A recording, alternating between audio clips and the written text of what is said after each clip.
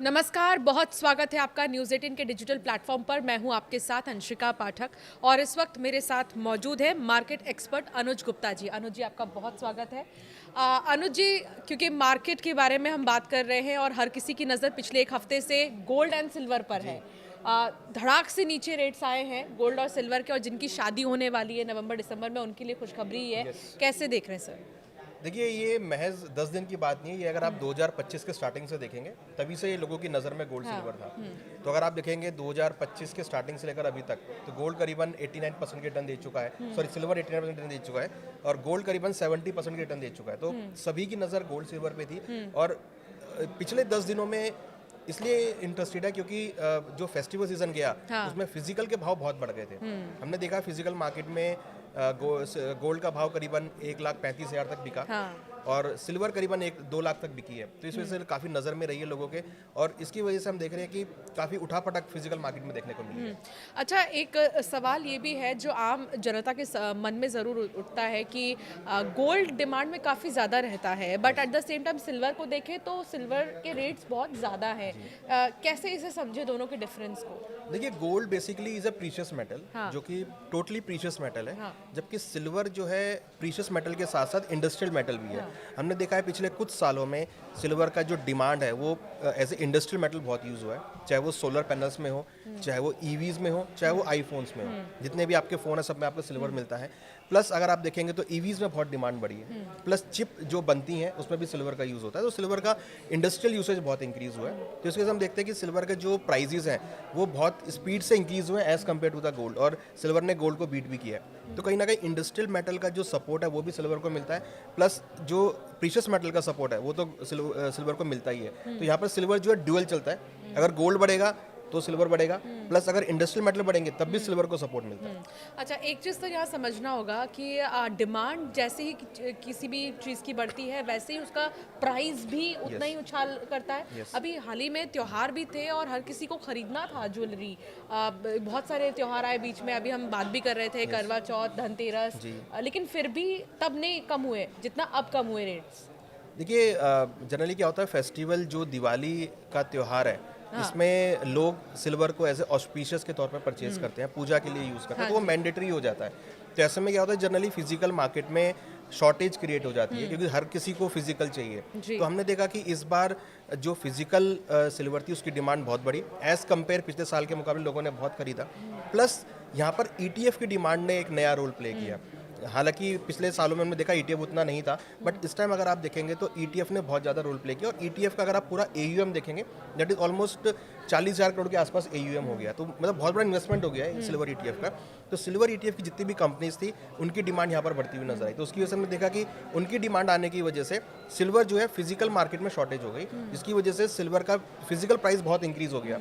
Generally अगर हम देखेंगे तो सिल्वर का जो प्रीमियम होता है वो 5 से 6,000 रुपये रहता है, बट इस बार जो प्रीमियम है वो 30,000 तक बढ़ गया था। 30,000 मतलब एमसीएक्स का प्राइस प्लस 30,000 रुपये।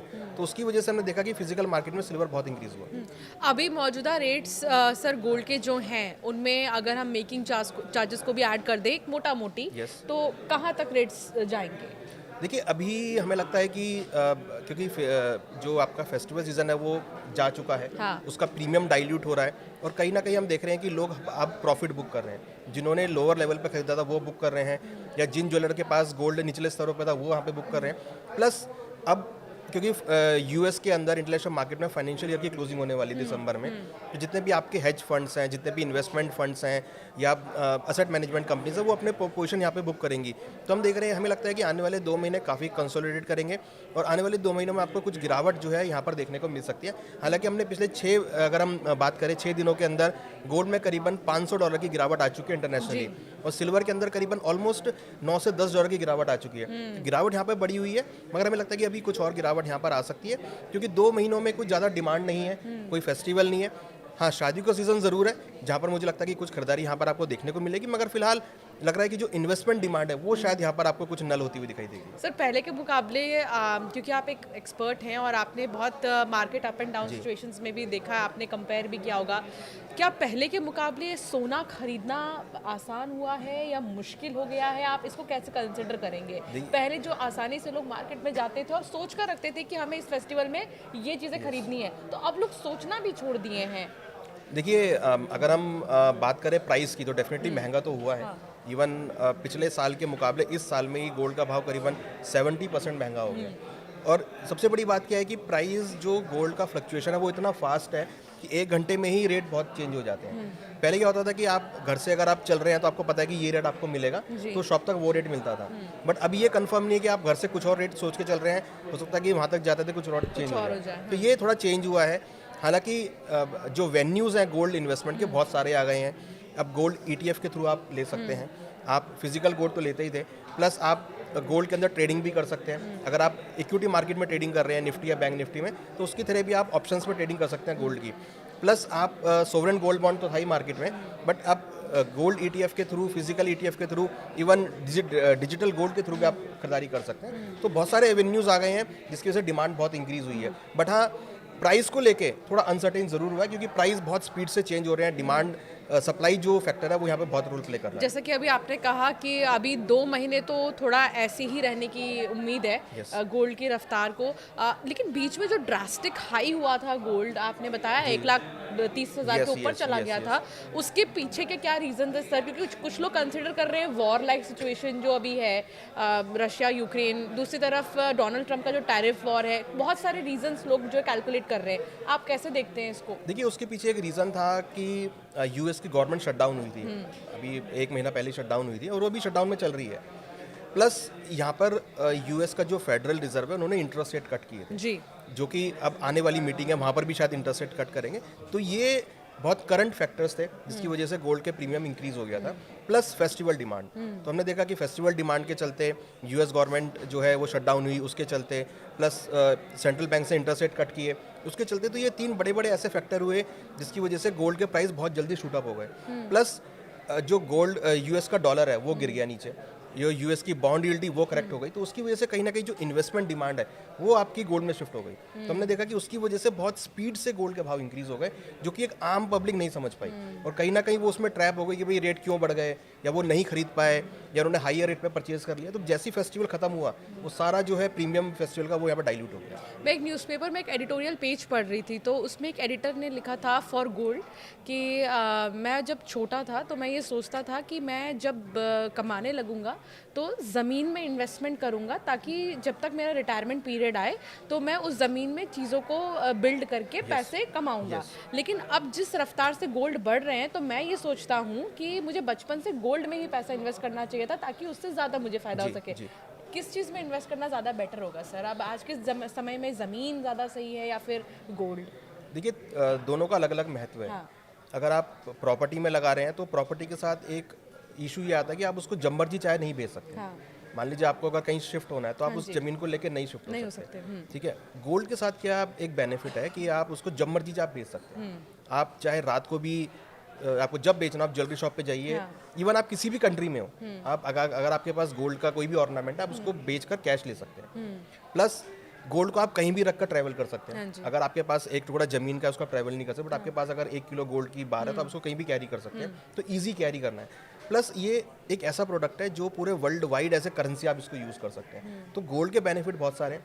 सिर्फ एक इशू क्या है, उसको रखने का प्रॉब्लम है कि आप उसको कहाँ कैरी करेंगे, उसको आप कहीं चोरी ना हो जाए, वो एक माइंड में रहता है। बट अगर आपको किसी को इन्वेस्टमेंट स्टार्ट करना है तो मेरा ये राय है कि अगर आप इन्वेस्टमेंट करना चाह रहे हैं तो आप एटलीस्ट अपने टोटल इन्वेस्टमेंट का 10 से 15% आप गोल्ड सिल्वर में ज़रूर रखें। इसका एक पीछे रीज़न ये है कि अगर कहीं भी कुछ गड़बड़ी होगी, मीन्स कहीं भी अगर अटैक होगा, वॉर होगा, कोई भी पॉलिसी चेंज होगा, कोई भी पॉलिटिकली अनस्टेबिलिटी होगी, तो गोल्ड आपके पोर्टफोलियो को सपोर्ट करेगा। तो अगर आप 100 रुपये अपनी इन्वेस्टमेंट कर रहे हैं तो उसमें 15 रुपये अगर आप गोल्ड में डालते हैं तो पूरे 85 रुपीज़ को सपोर्ट कर देगा।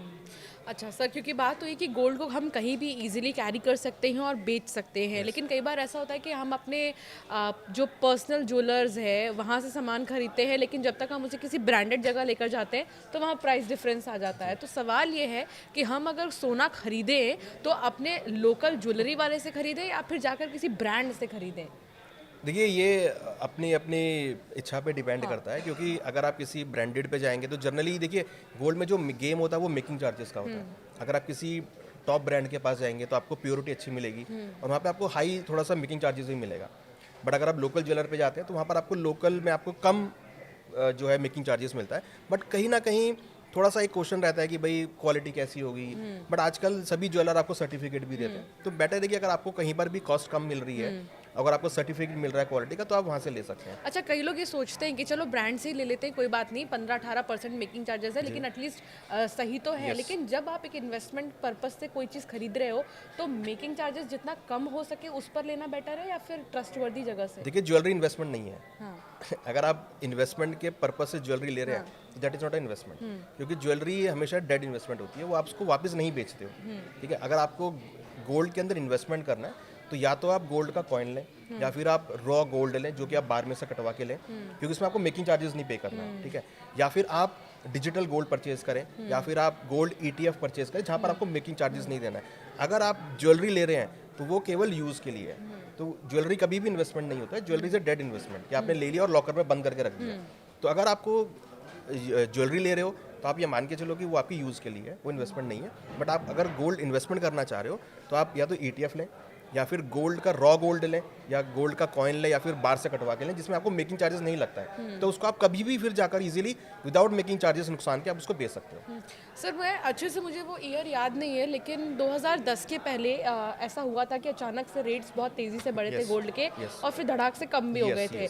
तो लेकिन उस टाइम तो डिफरेंस जो आया था वो शायद 15-20 हज़ार के करीब था रेट्स, जो अगर मैं सही हूँ तो क्या वो दौर आएगा?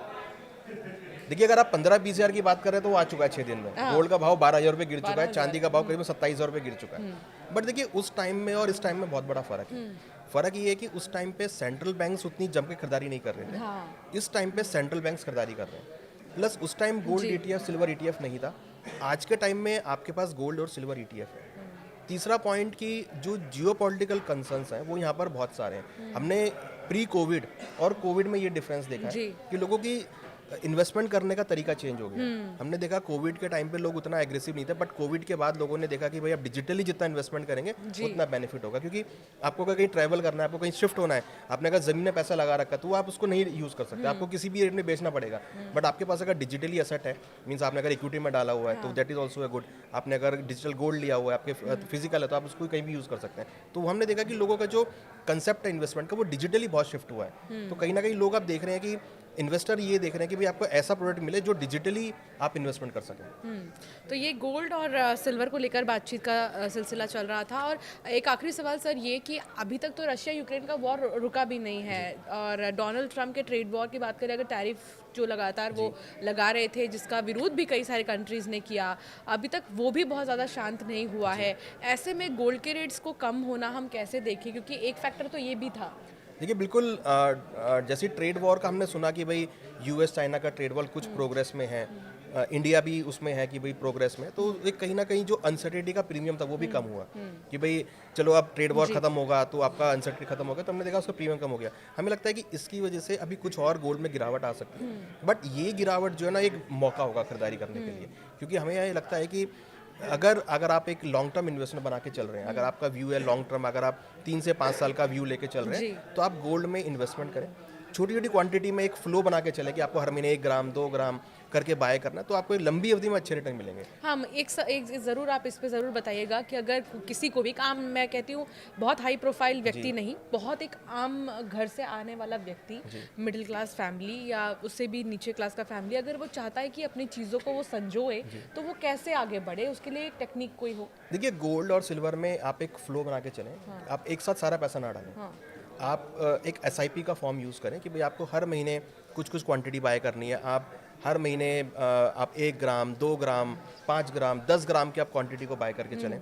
जब जब करेक्शन आए तब आप बाय करके चलें, बट आपको एक इन्वेस्टमेंट फ्लो बनाना पड़ेगा कि मेरा ये टारगेट है कि मैं 3 से 5 साल में उसका व्यू बना के चलूँ। हो सकता है कि आपको वो रिटर्न बहुत जल्दी मिल जाए, बट अगर आप एक लंबी अवधि का बना के चलेंगे तो आपको डेफिनेटली वहाँ पे अच्छे रिटर्न्स देखने को मिलेंगे। और अगर आप उसके अलावा कहीं और भी इन्वेस्टमेंट करेंगे तो वो भी आपका हेज हो जाएगा। तो gold basically is a product of hedging, product of investment, not for trading. Means अगर आप सोच रहे हैं कि जैसा रिटर्न इस साल मिला है वैसा मिले, वो पॉसिबल नहीं है। बट ये है कि अगर आप एक लॉन्ग टर्म लेके चलेंगे तो आपको अच्छे रिटर्न्स मिलेंगे। 9 कैरेट गोल्ड को लेकर बहुत पॉजिटिव साइंस आ रहे हैं, तो उसको कैसे देखा दैट इज जाए? Again part of jewellery. हाँ, अगर आप 9 कैरेट का गोल्ड ले रहे हैं तो आप ज्वेलरी ले रहे हैं बेसिकली। तो आप एक तो आपको सिर्फ 9 कैरेट का गोल्ड मिलेगा, ठीक है। उसके अंदर आपको 9 कैरेट की प्योरिटी ये मिलेगी। मिथ है लोगों के अंदर कि सोना तो सोना है, 18 कैरेट का लो, 22 कैरेट का लो, लेकिन एक तरह से हमने थोड़ा सा अच्छी जगह लगा दिया। देखिए 9 वो कैरेट तो क्या आप वर्थ इट है? 9 हाँ कैरेट। आप जो 9 कैरेट लेंगे आप उसकी पेमेंट भी उतनी करेंगे। हाँ। ठीक है, अगर आप 9 कैरेट की ज्वेलरी ले रहे हैं तो पेमेंट भी आपकी 9 कैरेट की पेमेंट होगी, तो उसमें कोई प्रॉब्लम नहीं है, वो भी आपका गोल्ड में इन्वेस्टमेंट है। तो अगर आपको लगता है कि आपको कम गोल्ड में इन्वेस्टमेंट करना है, 9 कैरेट का आप ले सकते हैं। ठीक है, तो वहाँ पर वो भी आपका इन्वेस्टमेंट गोल्ड में ही जा रहा है। बट अगेन मैं वो कह रहा हूँ कि अगर आपको इन्वेस्टमेंट करना है तो आप ज्वेलरी की तरफ मत देखिए, क्योंकि ज्वेलरी से डेड लोग क्या करते हैं कि इन्वेस्टमेंट के नाम पे ज्वेलरी ले लेते हैं, हाँ। बट क्योंकि उसका आप बेच नहीं पाओगे तो उसका क्या फायदा है। तो अगर आपको इन्वेस्टमेंट करनी है तो आप रॉ गोल्ड लें, गोल्ड के कॉइन लें, या फिर गोल्ड ETF में पैसा डालें, जिससे कि आप उसको बेच सकें टाइम आने पर, क्योंकि ज्वेलरी आप नहीं बेच पाएंगे। बहुत तरीके हैं जहाँ पर हम सेव कर सकते हैं, इन्वेस्टमेंट कर सकते हैं, और किस तरीके से ये हम आपको बता रहे थे। और साथ ही अगर आप सोच रहे हैं कि आप गोल्ड खरीदें तो कब खरीदना आपके लिए सही होगा, ये भी हमने आपको बताया। और अभी हाल ही में इन दिनों बहुत उछाल और बहुत ज़्यादा चेंजेस गोल्ड और सिल्वर के प्राइस में हमने देखा, जिससे आपकी जेब पर सीधा असर पड़ेगा, उसको विस्तार से हम बता रहे थे। अगर आपके कोई सवाल हो तो हमसे ज़रूर कमेंट कर पूछें।